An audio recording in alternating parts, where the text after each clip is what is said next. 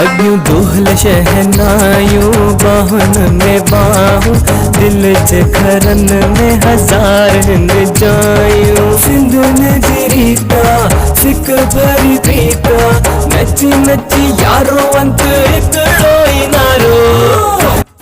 अस्सलाम वालेकुम नाज़रीन, जीजलमा न्यूज़ में भलीकार हुसड़ी का अब्दुल जब्बार चांग की रिपोर्ट मुताबिक सॼी सिंध जियां हुसड़ी वेझो लॻ टनो आलम मरी सान्य एलिमेंट्री स्कूल में भी सिंधी सकावती ॾींहं जे हवाले सां सान्य एलिमेंट्री स्कूल ॻोठ मोहम्मद हाशिम सोलंगी में रीडिंग मेलो लगायो जंहिंमें ॿार पढ़ण जी रांदियुनि कहाणी ॿुधाइण टेबलोस ऐं सकावती रक़्स में हिसो वरितो। स्कूल हेड टीचर मोहम्मद कासिम पवर उन मौके ते ॿारनि में पढ़ण जो इत्साह पैदा करण लाइ मुख़्तलिफ़ पढ़ण जूं रांदियूं पिणु खेॾायूं। स्कूल जी ऑपरेटर मैडम धरती जोयो को वॾी महिनत करे ॿारनि खे वॾे आवाज़ सां पढ़ण में ॿारनि खे पढ़ण जी रांदि जी सरगर्मी कराई थी। उन मौके ते महिमान ख़ासि उस्ताद साहिबान एजी समो मोहम्मद हाजिन शोरो बरकत अली खोसो सोहेल पवर अनवर कलोड़ो ऐं स्कूल जी सॼी टीम मुजीबुर रहमान खोसो ऐं साबिर अली सोलंगी सिंधी सकावती ॾियारे ऐं रीडिंग मेले जे हवाले सां पंहिंजे ख़्यालनि जो इज़हार कयो।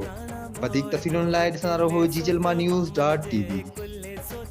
चन जे कुले यहाँ सिंध नदी रीता सिक भरी प्रीता नची नची यारो अंत